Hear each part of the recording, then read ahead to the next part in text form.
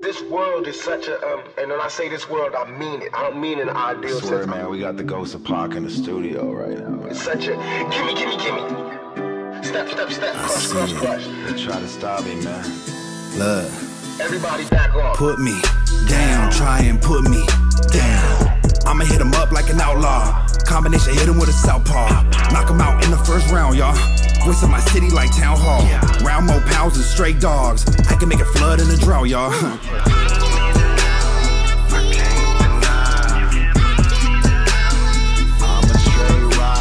Never gon' settle. All I do is get better. All I do is get cheddar. Pulling up, blowing pressure. Outlaw shit forever. Yes, indeed. Welcome back to another episode of the Outlaw Show. It's your guy, E.D.I. I'm super blessed and happy to be here because, you know, we only doing legendary shit around here. If you peeping, if you staying up to date with what we're doing and the quality of guests that we have up in here, legends only. You either got to be a legend or doing legendary shit. And my guest tonight, doing both right now. Been doing both for a long time. I'm going to give y'all a little background story personally from me. Sure, you probably don't even remember this story, but it was shortly after Pac passed away. And we ran into each other. And, you know, we rambunctious and out of order and everything. Short, cooler than the other side of the pillow. You know, just looking at us like, look at these niggas.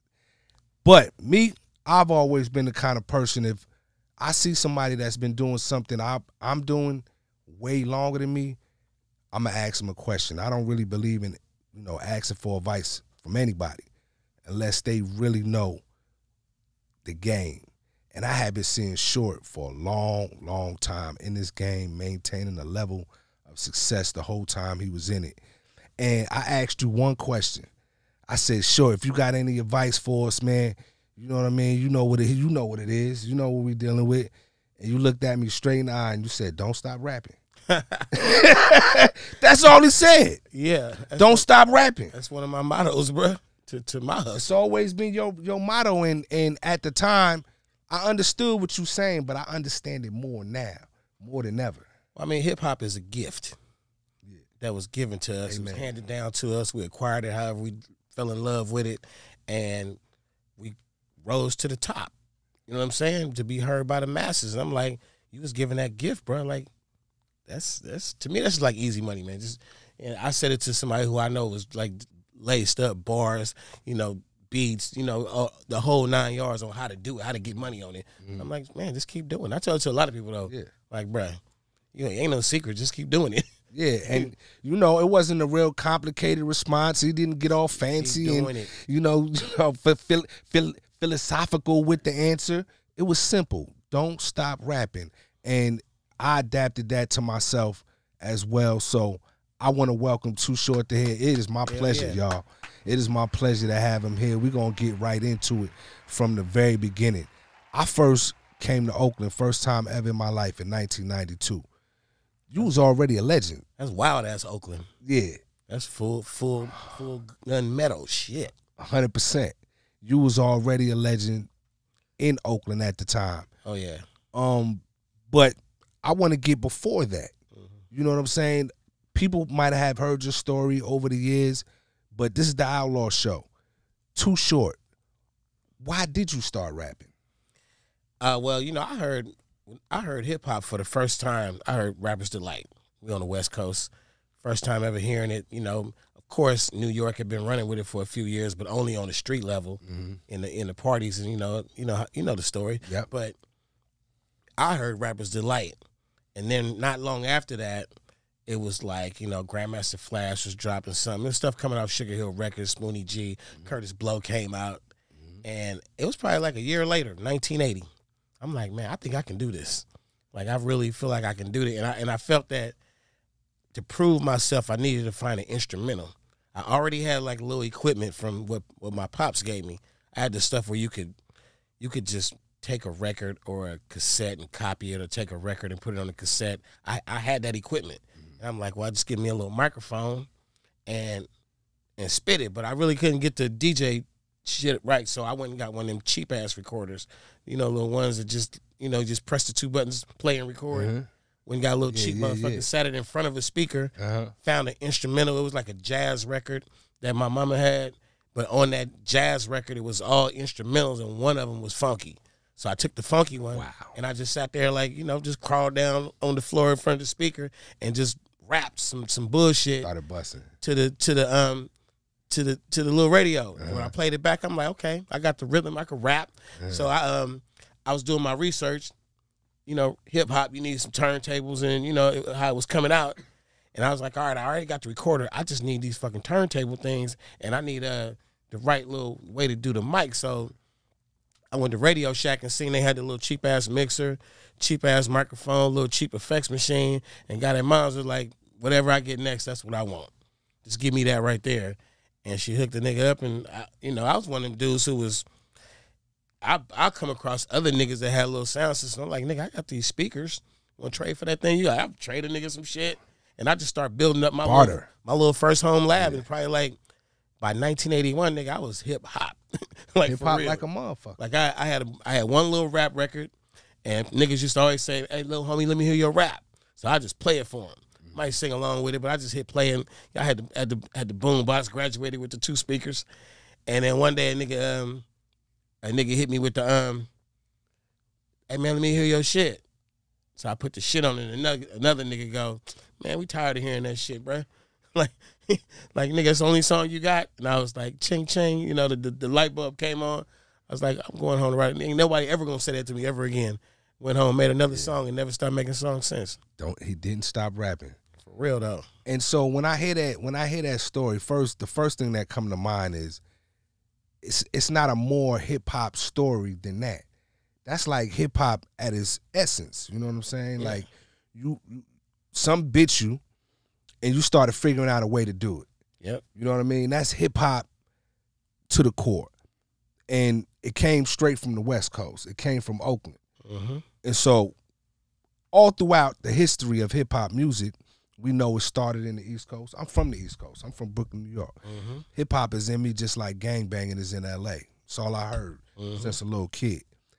But it just shows you how it spread out through the country like that, and it planted seeds all over the place. And when you get into people's background story, you like, damn, that shit is as hip hop as anything that came out of the Bronx. Every region has that story. Every region has that story. And so it made me want to fast forward. I had some other questions, but it made me want to fast forward to the 50-year anniversary of hip hop and all the celebrations that's going on around the country. But a part of me, and I'm an East Coast dude, ladies and gentlemen, feel like it's the 50th anniversary of East Coast hip hop, of New York's version of hip hop, because like your story started all the way in Oakland, a complete different way. Do you feel like other regions are underrepresented? All right, so first and foremost, on the 50th, it happened. I would never say shit while it was going down. Now we getting close to the last few little celebrations. We ain't gonna be able to holler 50 no more, because it's gonna be 51 in a minute. Right on. But I think that what happened was supposed to happen. Grandmaster Caz and his peers from before Rapper's Delight 1,000% supposed to spearhead the movement and say something that we started 50 years ago turned into a global industry, and we the founders, we the forefathers. And I think that we definitely celebrated them, but in the midst of that, in my opinion, we gave too much shine to the next few layers that came after them. And we kind of, okay, so it's the 50th anniversary, right? But if you gonna throw in Slick Rick and Chuck D and Snoop all legends, you're gonna kind of outshine the originals. Right on. I feel like the 50th should have been like, let's just stop and just appreciate them first 7 years before Rapper's Delight, before Sugar Hill Records, before Sylvia Robinson took the torch, which was a beautiful thing, however you look at it. But I look at it like, if she didn't do it, where would hip hop go? Exactly. So it might have not been pretty, but she got it personally, done. I would have said, hey man, let's celebrate them first. Then we'll go to the next. And then the other side of it, what you're getting at is like, did we really celebrate the story of hip hop in Chicago? Did we really celebrate the story of Miami and Houston and Oakland, LA and Atlanta? Everybody got a different story. Because hip hop was starting there as well. So I think we missed the mark by not just singling out them dudes and saying thank you for giving us this industry. Then the rest of us could have went on and said, you know, we carried the torch, we did it right, but all of us ain't celebrate 50. Like I just told you my numbers. I was celebrating 43. 43 years of hip hop. We all got a different number. So as an industry man, I do a radio show. Don't Stop Rapping is the name of the 100%. show. And I listen to it. Make sure you do too. I always show love to the young homies and the OGs. 100%. But I show special love to everything that came before me, man. Because I know what made me fall in love with hip hop. It wasn't me. It wasn't the dudes that came out the same day as me. The ones before me. Same here. Yeah. Same here. And that's a great answer right there. So, I skipped some questions because I had to get to that. It was itching me, and I wanted to get your perspective on it because I do listen to your show on Sirius 43, channel 43 to be exact. Don't Stop Rapping is the show. Great show, by the way. You do show love to all regions.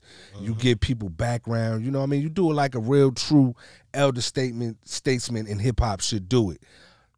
Going back to the beginning, what would you say Oakland's, it's a two-part question. What would you say Oakland's contribution to hip-hop is, and the game, and you know what I mean when I say the game, how much of that has influenced not only your music, but hip-hop as a whole?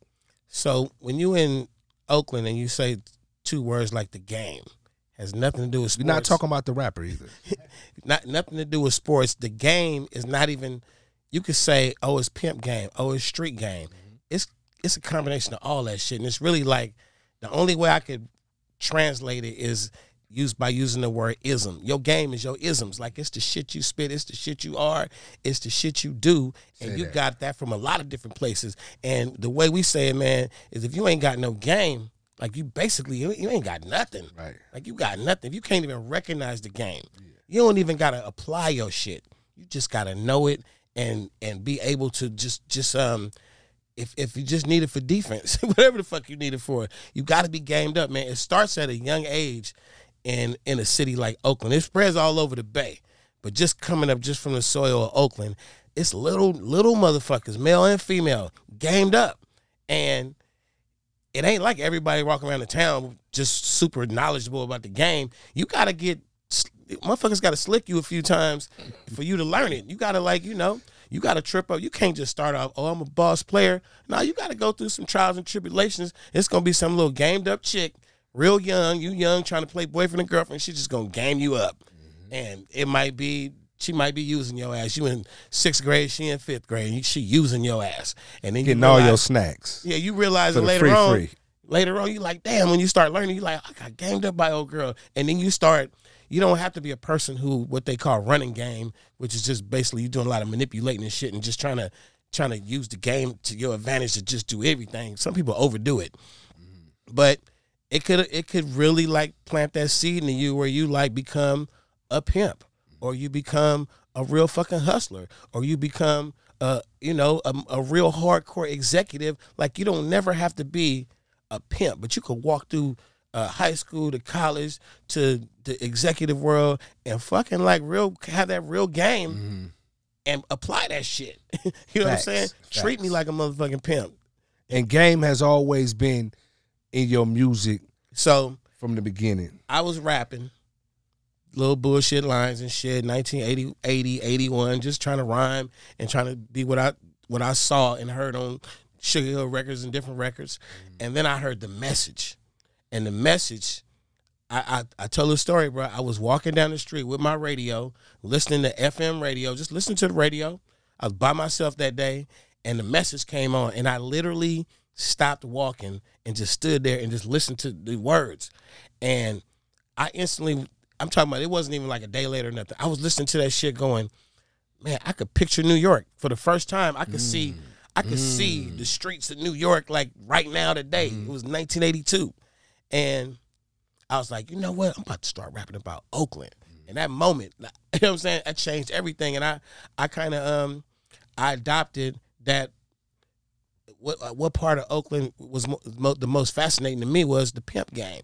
And at the time, it was just so colorful and loud and clear. I don't care what movie you go see, blaxploitation movie with the slick names and the cars and the girl. That shit was real life in Oakland. Real fucking life. And I'm not talking about right here on this one street. It was in a few different neighborhoods. Wow. And you could, me and my boys, we should just go watch pimping like it was a show. Pimping at home. And we just go kick back. You know, we couldn't really we couldn't engage because we was little niggas who was like out of bounds on any part of that. Couldn't be like, bitch, give me some money. We wasn't there, and couldn't be like, yeah, give me some pussy. I couldn't be there. You know what I'm saying? It was like, get the fuck out the way, little nigga. So we go sit on a neutral corner somewhere, smoke weed and just watch pimping for a little while. And I fell in love with that shit. Just how, this is before crack cocaine, just how somebody would pull up in a clean-ass car, and then one girl file out, another one file out, another one. They branch out, and this nigga just stand here. When he come back and pick him up, you might see a little bit of the transaction, or you might, you know, the pimps always like to talk shit to the little homies, you know, give me a little bit of game and shit. So I just turned into one of the little dudes, man, who I kind of used to get in conversations with the older pimps and just learn shit. I used to talk to the hoes. And I had a go-to question I always ask hoes for years. I was like, what made you be a hoe? That gets you the hell of a story. So all them shits was like, like, great fucking question. Hold on. That's a great question, but the answer is always a song. You know what I mean?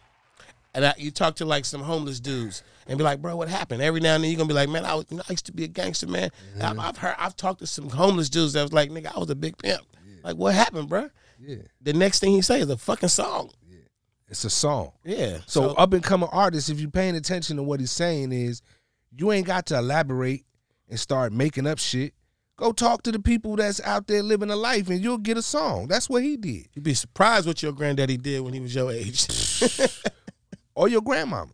Because in a town like Oakland, the street mentality, the game sometimes runs. It's definitely third generation now, but even when I was a youngster, I'm a youngster in the 80s, and it was third generation. Some third generation niggas out there that was like, I got the game from my granddaddy, from my daddy and them. One of my favorite movies of all time is The Mac. You know what I mean? Yeah. It's a great. That's an Oakland movie. Story. A movie shot in Oakland. And the story was basically being guided by some Oakland pimps who was behind the scenes, right on, feeding them. Great movie. Go check it out. And so that's Oakland. That give you a glimpse of how Too Short got started, how he came up with his image. You know what I mean? The isms. Started feeding it to us because we the generation right after him.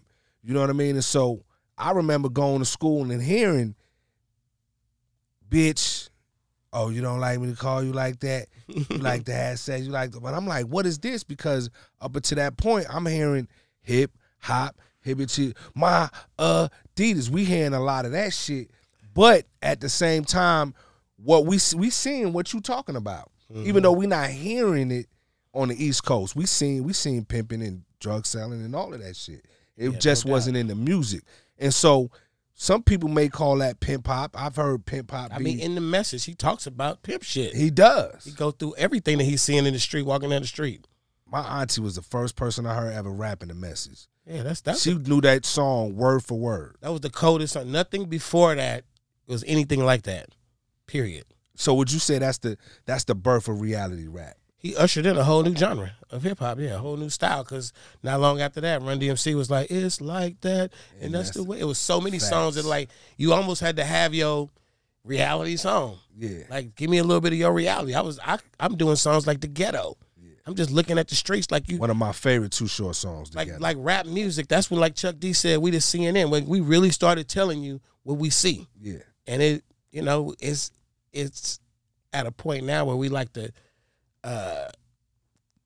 over exaggerating shit in the first person, but at the same time, whatever, man, whatever. Right. I do not get offended by where hip hop went to, because I always feel like it's allowed to do what the fuck it wants to do. So if you sit over there and say rap, it ain't supposed to be doing that, I'm like, I hate that too. You gonna get your feelings hurt because you can't tell hip hop what to do. You cannot tell hip hop. You can't tell hip hop who can't get money.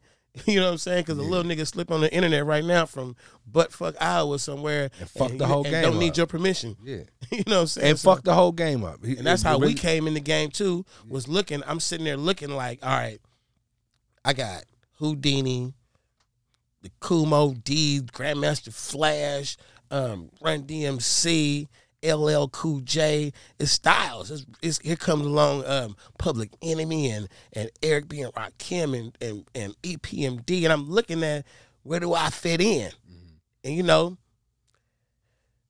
you had to have your space. So there's a certain way you dress. If another rapper was dressing like that before you, you whack. You can't have a space. Right. If a person had a certain sound in their voice and you mimic that, you're not letting you in. You had at that time, you had to fucking dance in between the hip hop raindrops. Like you can't be anything you can't even get on stage. We all on the same show. It's 5, 6, 7 acts. If you do something that somebody else is known for doing, like, bro, you whack. Like, you just whack. One was literally one there, dance off move, the stage. one hairstyle, anything. You can't even if somebody beat you to the punch on the show that went on before you and did one of your call and responses, you can't bring that shit back later. Right. Only one that was a go-to was Say Ho. That's Scream. It. Everybody could use that. Yeah, but if you get into some specific breakdown of how you make the crowd rock and somebody copy that, whack. And so niggas will fight you backstage. 100%. And it happened before too, because that's how hip hop used to be. But I'm glad you said that, because one thing that you managed to do your whole career was be you. So I want to get into the technical side of Too Short and hip hop. You basically had a style that was straight to the point. You know what I'm saying? You ain't confused motherfuckers with a lot of metaphors and, you know, tongue twisting and none of that. That's not what Short was known for. You was known for a specific style that you maintained no matter what was the craze at the moment. You know what I mean? Me being a student of the game, I always loved that about you, because you didn't try to jump on nobody else's wave. And you saw a lot of dudes do that. Like, you know. It's hard to make an album when you're listening to something else and you loving it and it start seeping into your shit. So what you didn't listen to nobody else's shit when you was making an album? I had a technique. All my shit is this shit is not by chance. Like, I had a technique on how to follow up Too Short albums. And I would just basically, right before I go in the studio to start the album, song number 1, I would listen to a lot of Too Short. And I call that to myself, I'm like, I got to remember, because Too Short is my character. I'm not walking around pimping hoes all day long and calling bitches and shit. I'm getting my money. Bitch, give me my money now. Yeah, I'm not flowing like that in real life. Right. And I had to sit in the car, take a ride on the road or something. I had to remember who the fuck Too Short was before I could be Too Short again. And I wasn't never trying to take. I hear artists all the time say throughout my career, I got to evolve. I wasn't really trying to evolve. I'm like, I'm going to stop rapping. And I still say this shit to this day. As soon as this shit stop feeding me and stop paying me, I ain't fucking with it no more. It never was a hobby. The first thing I did when I started rapping was selling tapes. And it's fucked up that I feel that way, but I cannot associate hip hop with too many other things and how to get money. That's my hustle. Like, for real, for real. So I love it. From the start, where I found my niche was, okay, because I did a lot of street tapes before. I had a rap partner named Freddie B. We sold tapes in the streets for like 3-4 years before I ever seen a studio. Yeah. So I learned early on, hella bass, a lot of shit talking. That's the bottom line. So then the part where you turn into genius is you got to dumb it down, because everybody, I got LL and Kumo D, and these niggas is metaphoring it and spitting it, and then Rakim come along with a new style. Big Daddy Kane one-ups that shit with another version of that style. And I'm like, I ain't fucking with these niggas. I'm finna go right over here. And basically, we had a style in the early 80s, me and Freddie B. It's like, I rap that shit all day and night. Bitch, you can't do nothing. You know what I'm saying? And then rhyme the long-ass rhyme. It's like, it ain't rhyming every 2 bars. It's rhyming every 4 bars. And I sort of kept that flow, and I would like I'm on the microphone. It's too short, baby. Something. I'm doing this on purpose. Like I'm rapping it hella slow and defining all the words clear. Pronouncing the words clear as fuck. Because I want you to be able to memorize it, sing along with it, and then most important, I found that if I'm doing hella words in one bar, just one bar, not the rhyming part, just the one half of the rhyme. If I'm doing hella words later on when I get on stage, I'm a stage nigga.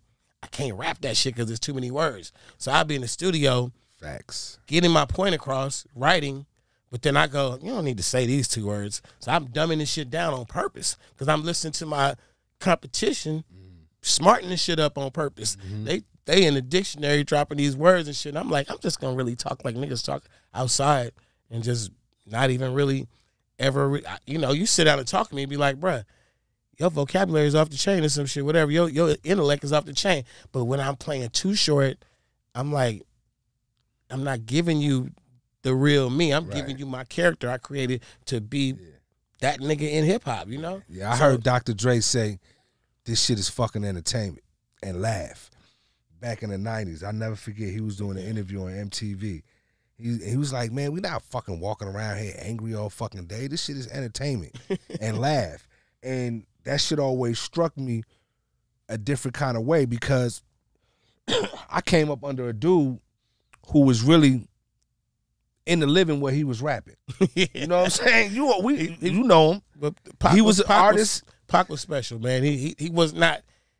I still can't to this day figure out how did a 25-year-old and younger be that person. I can't figure that shit out. Yeah, like you 25, younger than 25 on that level. I still can't get on that level. Yeah, sometimes I trip too. Like, damn, we was young as hell. And I'll because he was the oldest, and so you know what I mean. Pac got me and on. He was young as hell when he jumped out the back of that hearse in the Digital Underground video, same song. I knew he was somebody. Like, period. Just the way he jumped, because they was platinum, right? And he just jumped out and stole their fucking song, and then I saw him on the BET, whatever the show was, just get to sit down with Donnie Simpson. And this nigga went straight Black Panther. And he was just like talking about the people and righteousness. And I'm like, nigga, you supposed to sit down there and be like, he dissed Quincy Jones. He was talking about Quincy. All the sit down there and right. Play along. Be happy to be there. Hey, I knew he was special because not from day one. At the moment, I would sit there like, nigga, what you doing? But then when I look back, I'm like, damn, this nigga was way smarter than us. Like, he was speaking his fucking mind when he had the audience. Yeah. And, to think like that, man, at a young age, it come to you right now, but not back then. Like, I'm going to use my platform like Pac did. We could have. It just wasn't, we didn't have that vision, Yeah, and he, like you said, he was different. He was special. You use your platform, you know what I mean? But I think your gift to the game is, especially for artists like myself, but even younger, that longevity is beautiful too. You know what I'm saying? Because, Pac was like that shooting star. You know what I'm saying? Shine bright, light up the sky. You know what I mean? And, of course, his memory and his legacy just keeps on going on. It ain't going nowhere. But the people that love him would love to still have him here. You know what I mean? And that was his role in the game, to be that bright star, that shining light. But to me, your role is longevity. And really, there's not really a lot of people that can really say they had as much long. I tried to look around, y'all. To be as relevant this long, name me somebody. Well, a lot of people. Can you name me somebody? A lot of people don't want that. It's a little small club of the long version crew. Nas, Fat Joe, E40, Busta Rhymes. You being modest. I mean, them all my little homies. That's what I'm saying. You predate all them niggas. But I'm saying they doing the longevity thing the way it's supposed to be done. And they may get to that point. You know what I'm saying? 40 is definitely one of them. I'm just saying, though, it's like it's a commitment that you make to yourself, right? To make another excellent song. You know what I mean? You could outage yourself, and I've sit with the OGs, man. Niggas say to me boldly, I ain't finna make none of that little young nigga music. Well, I guess you ain't gonna be around for a while then, nigga. Shit. Like, it's not called young nigga music. It's just called music. And he kind of like, you don't have to turn into the newest rapper on the radio, but you do have to fucking go sit around somewhere and see how do people like music now. Yeah. Like what is motivating people? Niggas just say, man, what your old ass doing in the club? I'm like, nigga, I'm just looking to see how my bodies move to music. You think I'm in there trying to fuck these young hoes? You got the wrong, you know what I'm saying? Right. These young bitches trying to fuck me. I'm sitting there trying to listen to the music and just see how it flow, have me a little drink. Talk that shit. You know what I'm saying? So to be in a strip club, you ain't never seen me in a strip club making it rain. I be trying to see what gets the club motivated. I've been doing that shit. I learned that shit at a young age too. Go to the fucking club, see what the tempo is, see what's hot. I didn't come out the gate trying to make dance music. I never tried to make dance music. I made some dance songs with producers like Lil Jon, but at the same time, I just really like what is the latest slang?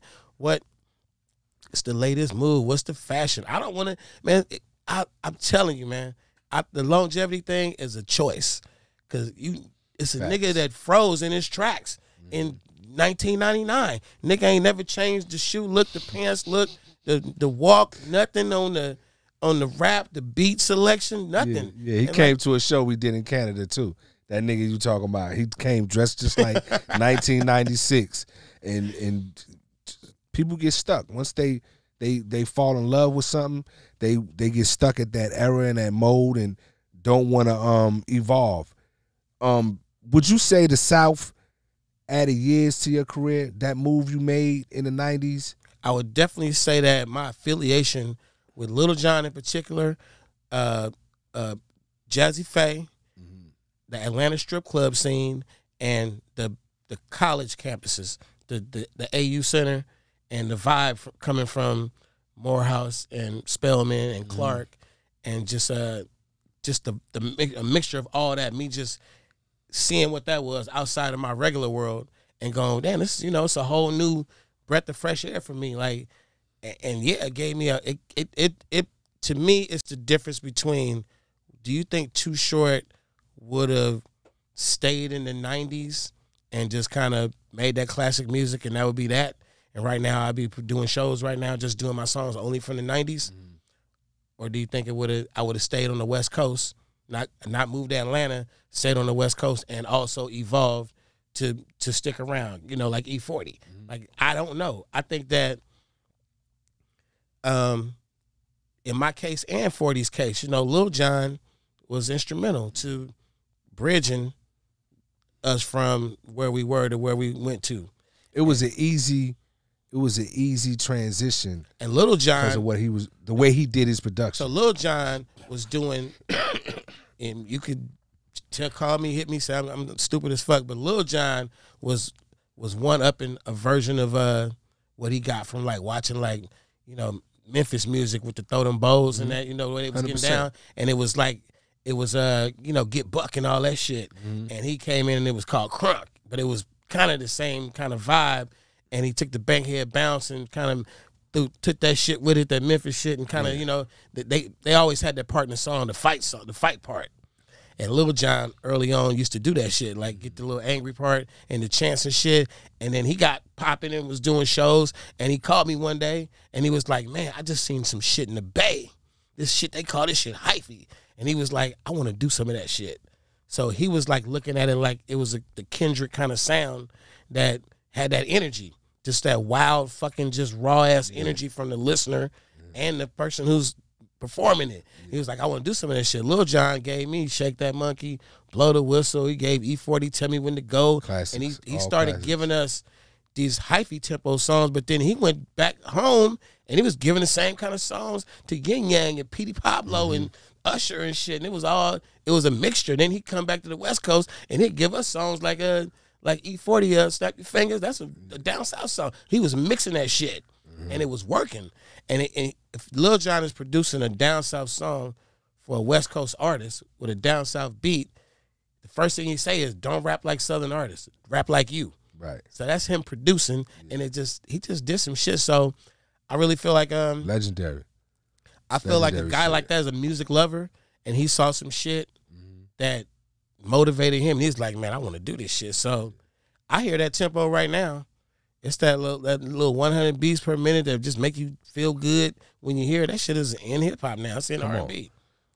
And Blow the Whistle is a hip hop standard at this point. You're gonna hear it forever. It's not going nowhere. Is that your biggest record? It is the biggest record that probably went around the globe, and it probably stole the title of Too Short's signature song. But I was fucking, 6 platinums in. I know. A handful of gold albums, multiple dozens of motherfucking platinum and gold features, 40 fucking years old when I made that song. Yeah. I was like, I wasn't even thinking about a fucking You were record. supposed to be done, Short. Yeah. You're supposed to be like, happy to be here. So that was my 16th album, and Crazy. I give you a one that I can't find the answer to. What artist made their signature song on album number 16? That's some shit you do when you album 1, 2, Young Career, your signature song. That's what I'm saying. That's just different. That's what I'm saying. It's like it's really hard to find anybody. Do your due diligence. Hey, y'all watching out there? Y'all find me somebody. And if you can, I'll shoot you $100. Send me your Cash App. But I already know what I'm talking about because I studied this shit. It is nobody. It's it. And so we keep moving on. We talked about 50 years of hip hop. We talked about the beginning for Short. We talked about the South and their influence on your music, but your influence on what happened in the South. And even when in the 90s when we heard that you moved out there, I don't know if you know, but you led the way for a lot of the West Coast to come out there because a bunch of people moved we was hearing about that. You know what I'm saying? Like, I remember Pop was like, yeah, Short down there now. He living good. Woo, woo, woo, woo. We would hear about it. You know what I'm saying? So always leading the way, always trailblazing. This is what this man has done his whole career. So moving up to Too Short now, you just put out a monumental album with 3 other legends. Yeah. Talk about that project and why all of y'all felt like it was necessary. Well, Mount Westmore, that was an idea that was conceived by E.D.I and his team that they brought it to Ice Cube's plate and was like, what you think about this idea? Cube was like, I like it. They hit me up, and I probably joined on the quickest. I'm like, I'm in. You ain't got to run it down to me. I'm in. And then we all called Snoop. And Snoop was like, shit, you crazy? Hell yeah, I'm in. And it was an idea that was born from all of us doing shows together. And we'd be on these shows. We'd see each other backstage taking pictures and shit, kicking it. The West Coast review would be like, us 4 would be on the show. It could be a DJ Quick, a Warren G. It was the usual suspects on the show. And every time we do that lineup, it'd be an arena sold out. So, guys like 40, man, they real smart businessmen. And the motherfucker was like, we sitting at home, 2020, doing nothing. And, the phone call started ringing. The phone call went around. The famous call, we all called each other. It's like, well, shit, let's do it, man. And it was a beautiful thing because at that point in our career, everybody's solid legend, solid. And we don't need an A&R. We don't need nobody to pick beats. We don't need nobody to organize for us. We don't need nobody to book sessions for us. We literally have done this shit so many fucking times. It's like saying your ABCs or something. You know what I mean? And the formula was somebody would rap a verse on a beat. Could be a verse or a hook or a verse and a hook. And they would send it to this group text that we all were on. And nobody ever said, a song would pop up. I don't think nobody ever said, that's dope, anything like that. It wasn't even that type of vibe where motherfucker like, man, I like the way you spit that. Nothing. Like, a nigga would put a song up, and nobody would say shit. And then probably later that day, the next day, the song will pop up again, and it'll have 2 verses on it. And nobody be like, I like where y'all niggas going with that. Nothing. Then that motherfucker would pop up and it'd be 3 verses. And then it just kept going. Like the first probably like 15, 16 songs was in like about the first 2 weeks. It just full songs, the hook, everything. And, it was not all hit. you put up a song, your verse on it, pop it in, you know, you in your studio vibing to it, and then that motherfucker just never pop back up. like nobody would touch it. And you just, you know. That's how you know the shit wasn't no feelings. We were all A&R in the album. So it get to a point where we have a conversation about it. Be like so-and-so, why you ain't put no verse on that one? And nigga like, I ain't really feeling that one. He like, why you ain't feeling it? You know, I ain't really like the subject. Think about it. It's been beat down too many times and blah, blah, blah. And then, you know, real logical brothers talking about some real logical shit. And that song just might not make it. We had a lot of songs that caught 3 people's attention and didn't get the 4th.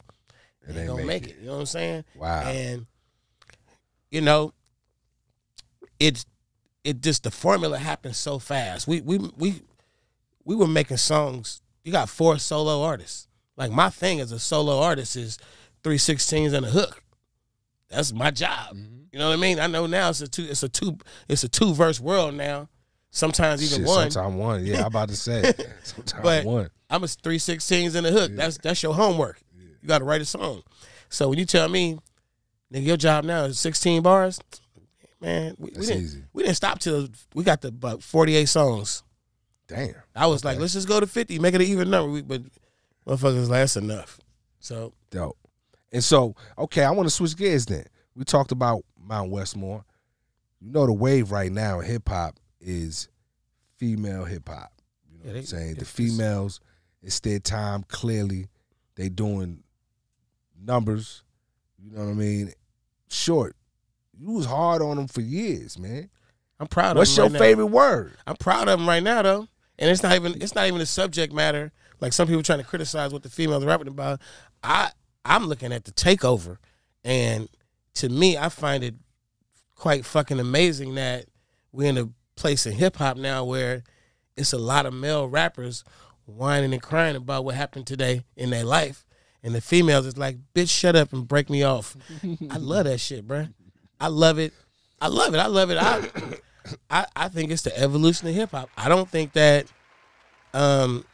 female hip-hop is solely I'm twerking, I'm shaking it, I'm an ex-stripper. I just think that that's part of what's happening. It's a hot vibe, but it's bars being spit too. And you gotta always factor in right now in 2023, like we talk sports and we talk eras, this is a money-making era. So you can't sit here and say that the basketball player now wouldn't have been shit back in the day because it was too physical, because he might have adjusted. We'll never know. I always hate when niggas use that excuse too with basketball. We never know if the shooters back in the day would have been able to shoot the 3 like they shoot now, because you didn't put the nigga in that position. Exactly. And same thing with the hip-hop, bro. Like, it's a money-making era. So if you coming in this motherfucker talking about I'm top dog because of my bars, they ain't really carrying weight with a lot of people. It is with some, but it's not with others. And once again, I said you can't put hip-hop in a box and tell it what to do. So right now, I was about to refer to that because you said that earlier. Hip-hop do what it want to do. So right now, getting money is it, man. And it's a great opportunity. If you are one of the founders, the builders, not even the founder, the builders of hip-hop, the Russell Simmons who built this shit to be a skyscraper, and now it's a business, how you gonna fault anybody for figuring out a way to make money off of it? Like, you figured it out. Like, what the fuck? Like, you know, I see now that niggas like Soulja Boys was pioneers in their own way. Niggas ushered in a whole new way of, nigga, I bet you I can get more money than you without rapping as good as you. How about that? And did it in his bedroom. You know what I'm saying? You know what I'm saying? And kind of ushered in the whole YouTube era. And back to female hip-hop, I always felt like it was a sausage fest in hip-hop. You know what I mean? A lot of testosterone, a lot of dudes. You know what I mean? Yep. I always loved women, loved the ladies. You know what I'm saying? And so I appreciate the balance in hip-hop and right now. And we have this unwritten rule that it can only be 1 or 2 of them famous at a time.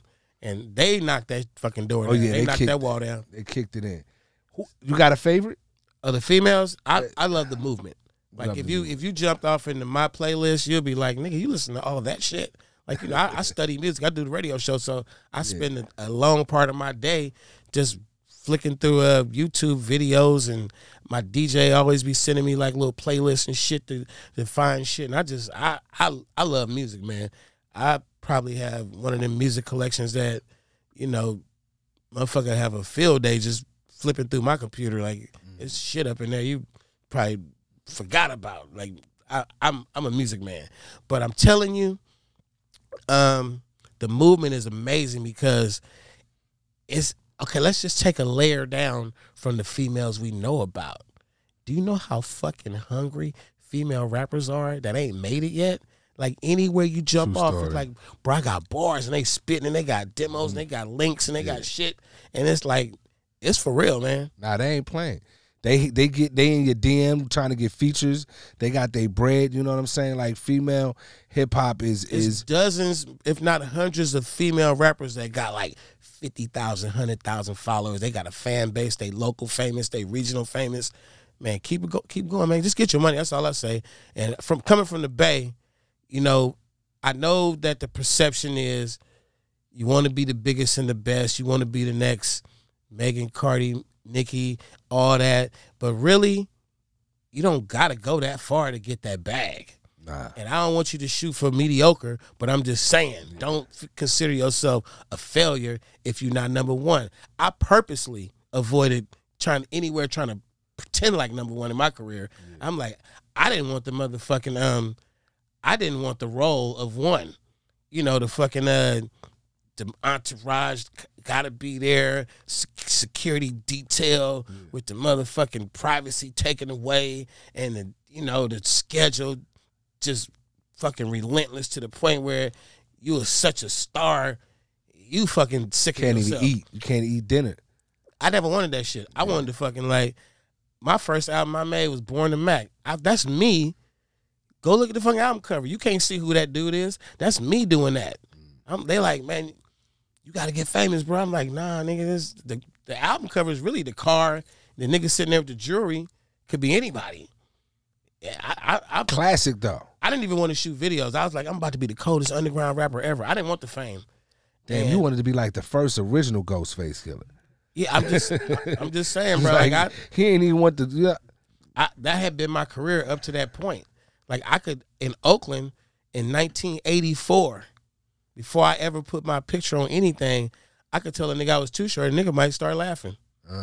Like, nigga, you ain't too short, nigga. I'm sitting on the bus stop. This nigga riding by in a clean-ass car bumping me. And not Like, even brother, you know that's me you listening to? Get the fuck out of here, little homie. That ain't you. Like, Too Short was bigger than me. And I learned from those young days that the fame wasn't really shit to me. You know what I mean? Because I was always getting money off rap.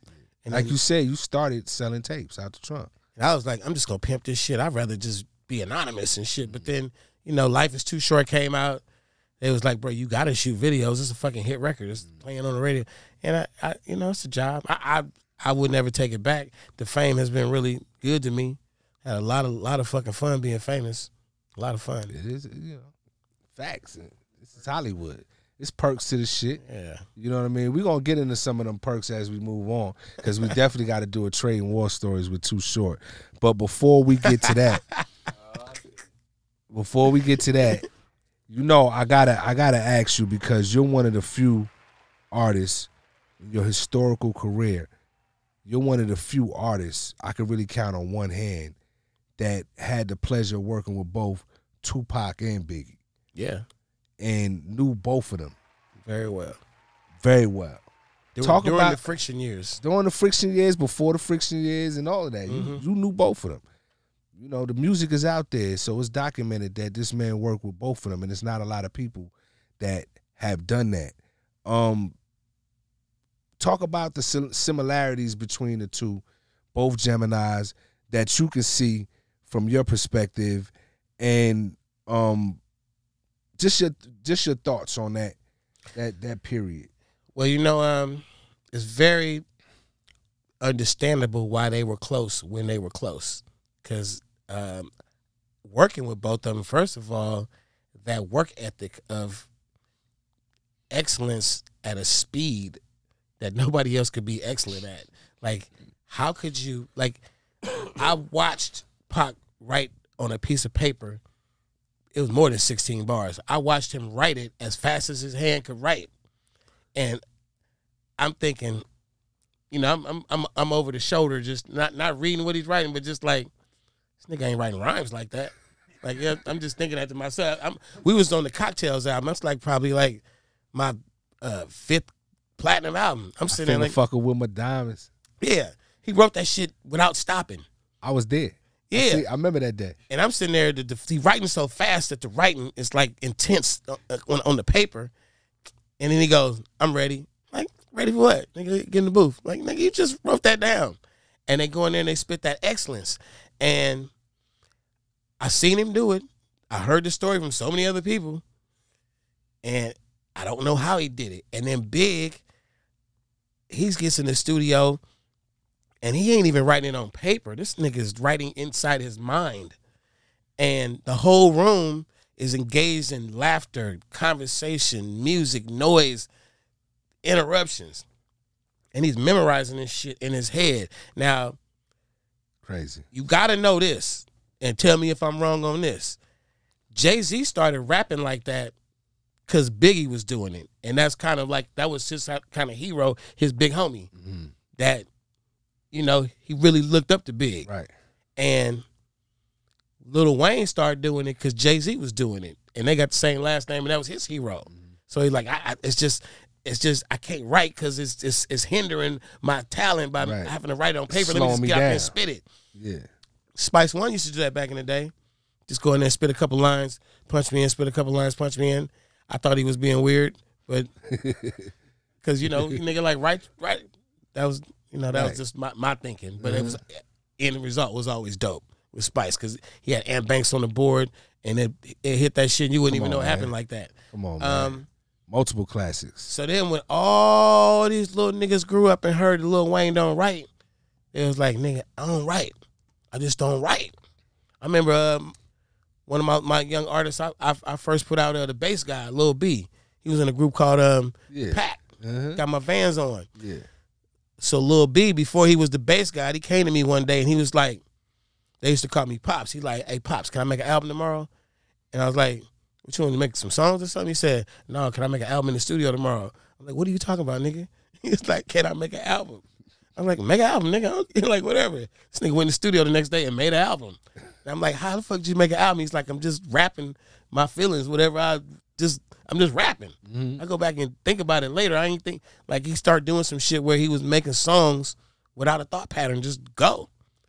And the fuck up stay in there and everything. And this nigga got famous for doing that shit. I thought he was crazy. You know what I'm saying?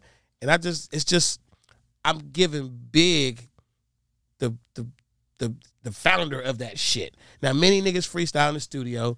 Many niggas came on top of the brain. But Big was doing some shit. He was writing whole verses and memorizing them. That's something different. Yeah, and then Jay-Z took that shit to another level. Nah, that's something completely different than going in the studio, rapping a couple of lines and saying, punch me in, or, you know, freestyling. He was forward thinking the whole 16 bars before he went in there. Yeah. And he go in there and spit the 16. 100%. Wasn't no punch me in. When we did when the Remy's in my system, ain't no telling. He made that shit in his head. And he went in there, he said, watch this, one take. And the niggas said, when the Remy's in my system, no, take me back. And then spit it the next time, just straight through. Now, one fucking go back and punch me in, it was a one taker. Crazy.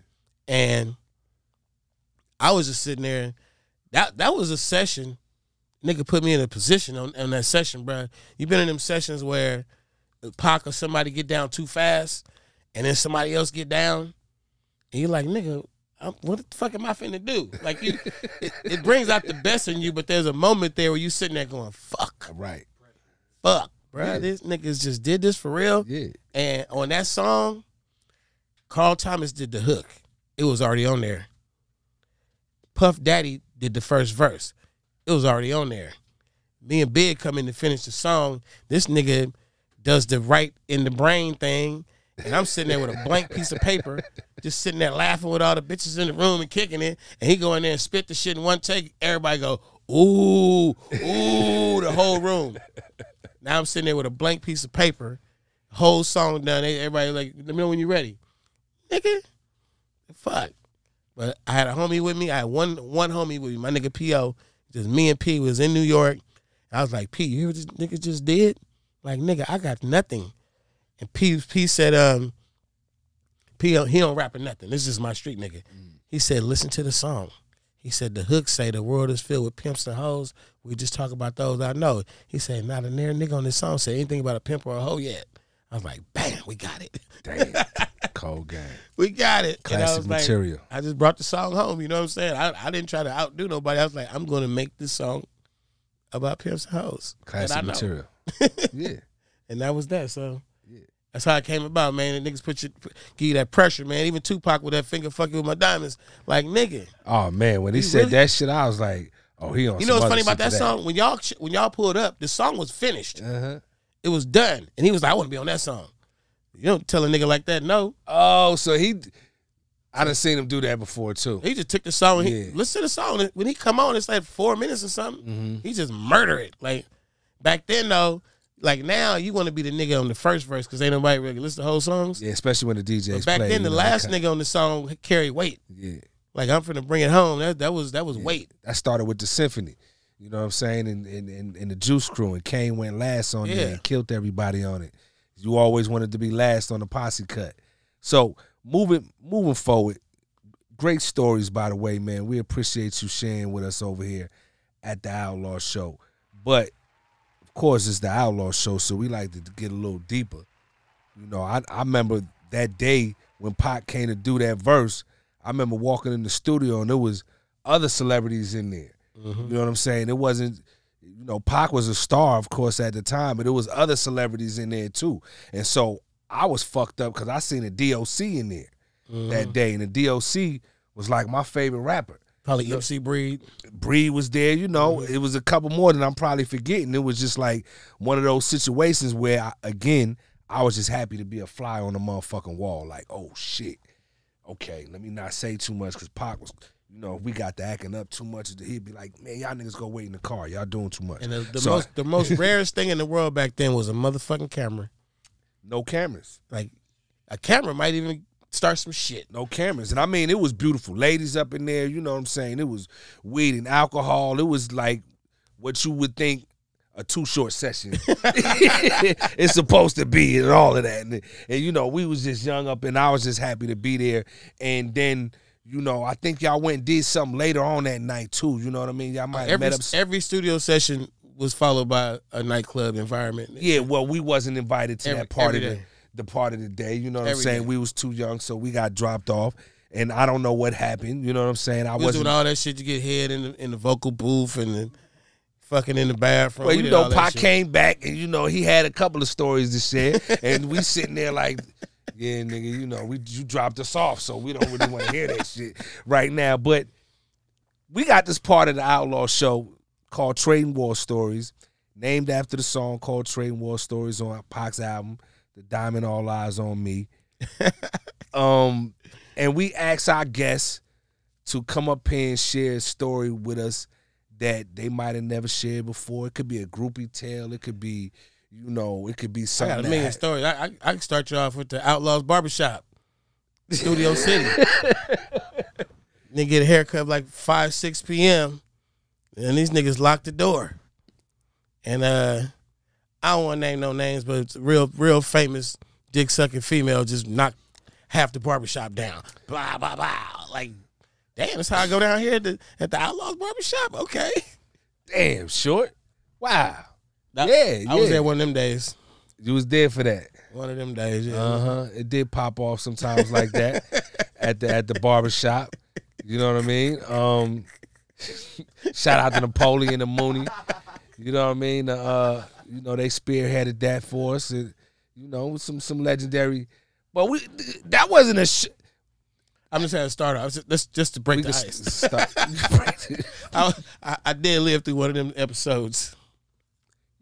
That's what's up. And it wasn't mediocre. It was like major. Like, it was a big deal. It was like hip hop famous shit, you know? In the Outlaw Shop. Yes, indeed. Y'all could, you know, look, when you see the interview, y'all can comment and guess who he may be talking about. And you know what I'm saying? If I feel like I might tell you if he right or wrong, if you're right or wrong. But, come on, man. You've been doing this since the 80s. I know you. Come on, bro. I know you got one for us that does the Outlaw Shop shit. It do that dirty. Well, you know, I mean, I a lot of shit I did in my life, I don't even remember. Niggas be running in shit I did. I'm like, nigga, I did that. Damn. Like Because I mean, so many years, man. So many. Yeah. Years. That's understandable. I mean, man, some of the stuff that I lived through and did, niggas wouldn't even believe. Like, I mean, as far as just like player shit, I would have to say my Atlanta years was probably like. Wow. I can imagine. Because I moved to Atlanta when I was 28. I stayed there till I was like almost 15 years. So I was young 40 when I got up out of there. And that was like them years, man. When I moved to Atlanta, I was platinum. So I pulled up with, Mercedes and big house. I pulled up like Michael Jackson, that motherfucker. It was like, nigga, like. Was you there before LaFace? Did you predate them? No. They was there already. I came there because of LaFace. Bobby Brown was there. Pac was already creeping up in there. Eric Sermon and Left Eye was there. Yeah. It was a few. Breed got there before me, and I knew the niggas that were there. Like they had already dropped the anchor, and I'm like, I'm jumping on this motherfucking shit too. Like, so, I mean, bruh, I was. ATL was good too. It's a long run. Like I literally remember going up to like Spelman College with like the good kids, right? I'm pulling up their fancy ass car. The security guard like, "What's up, short?" I'm parking the fancy car in front of like the fucking dorms, walking up in the shit where ain't no nigga supposed to go. I'm like, "Y'all ready?" I tell the lady, I'm like, "They in good hands. They good. They gonna get back home safe, no doubt about it." Like, all right, short. I'm walking out that motherfucker like 8 students, fine as hell. We going out to have fun, party and shit, and I just bring them back. I had access to, like, you can't get on the camp. What are you doing on here, Mister? In your Mercedes? I was just here to get like 8 sorority girls. Yeah, right. All legal though. You know what I'm saying? I go from there. Next night we had motherfucking Magic City, somewhere, Nikki's VIP or something. Oh man, I'm in the Suburban. It's 3 a.m, club closing. They piling in the car. Where we going? Short's house, nigga. Let's go. Nice. Up all night crew. I used to call myself the Up All Night Crew. Like I said, we used to hear the stories. You know what I'm saying? Sometimes we'd be pulling up and they'd be like, "Too Short just left," and we'd be like, "Damn, I might as well go home now," because Short. The homie be like, "Man, Short left with all of them. Plug me with one." I'm like, "All right, little mama, look out for the homie." He like, "I ain't want that one. I want the other one." All right, little mama, he want you go on, fuck with the homie. Like but it was different levels. I wasn't doing that. I wasn't handing out Spelman girls. Yeah, because it was different levels. I mean, Atlanta is full of women, and they not all on the college campuses. I'm gonna just say it at that. You know what I'm saying? And we all know about the strip club culture out there. And Too Short did it and did it well, and probably did it the best. If you want to keep it a buck, because like I said, longevity is the key to me at this point in my life.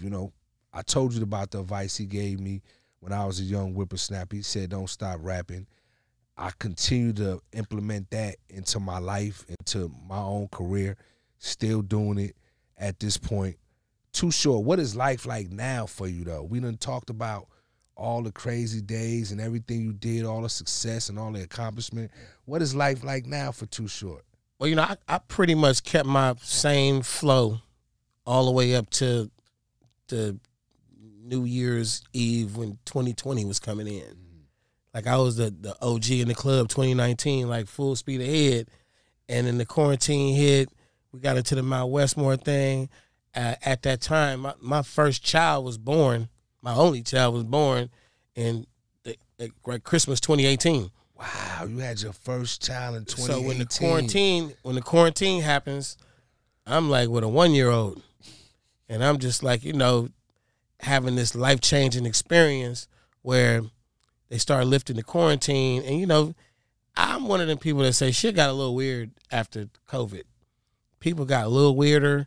And I keep asking myself, nigga, did you get old?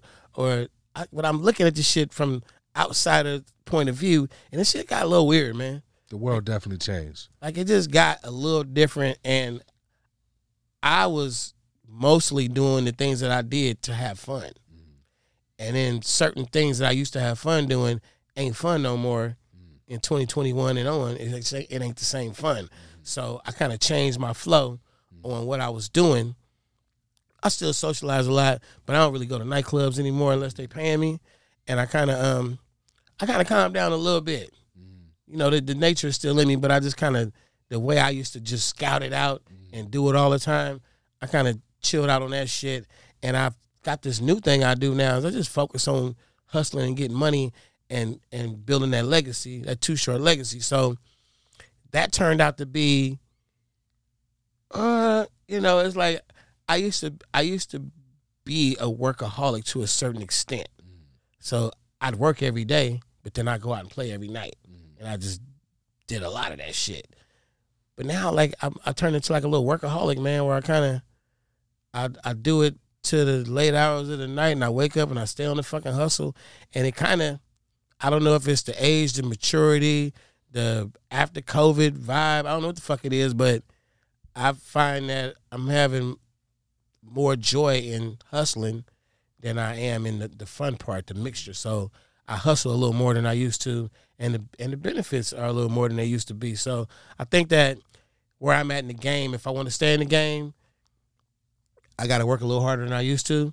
And I go through waves of that shit where I'm like, I'm going to kick back for a little. Like right now, I'm actually kicking back right now. I'm in kickback mode, just coming off the tour with Snoop Dogg and Wiz. Right. I said I'm going to kick back for a couple of months, probably like take it easy to the end of the year and then get back on it.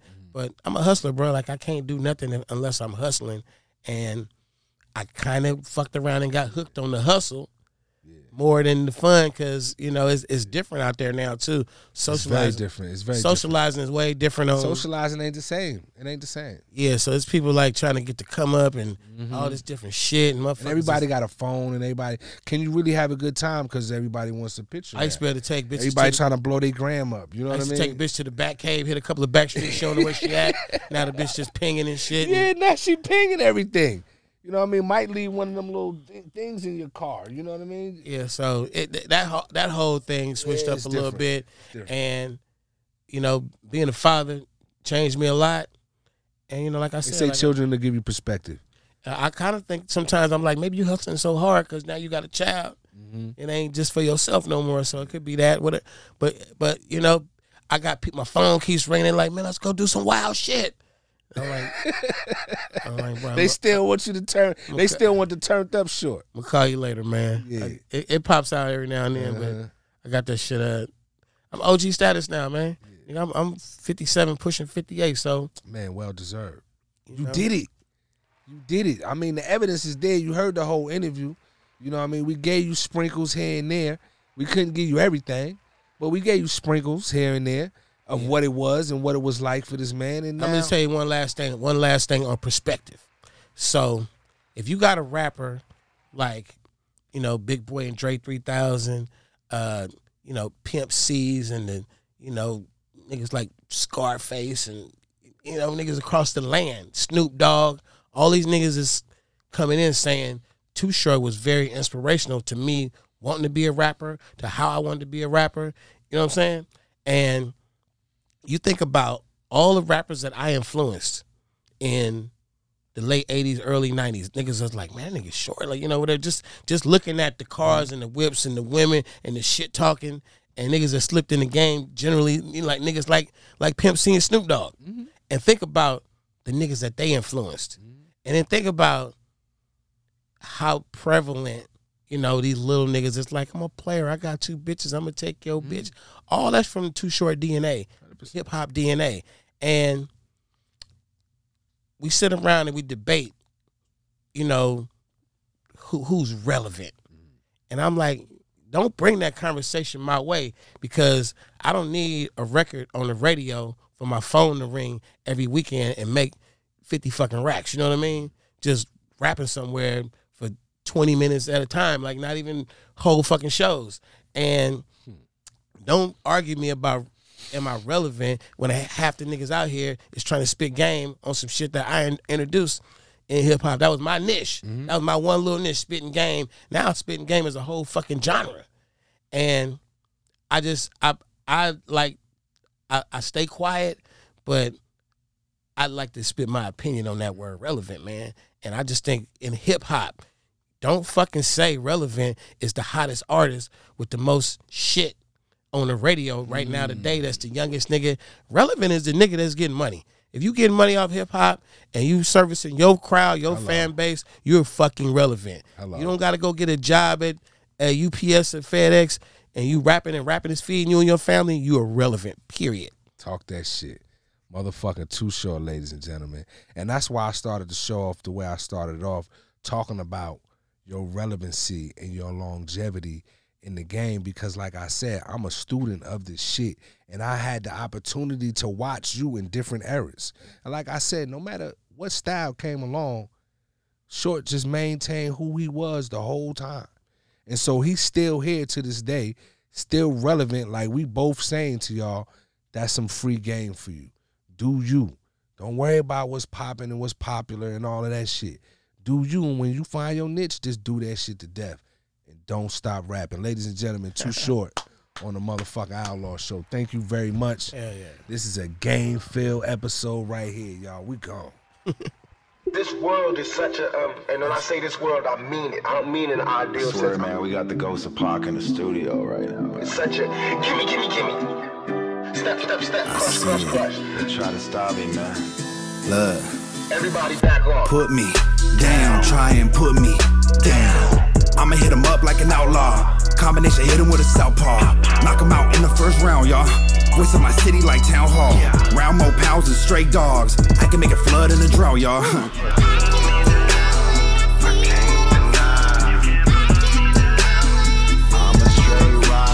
Never gon' settle.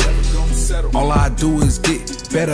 All I do is get cheddar. Pulling up, blowing pressure. Outlaw shit forever.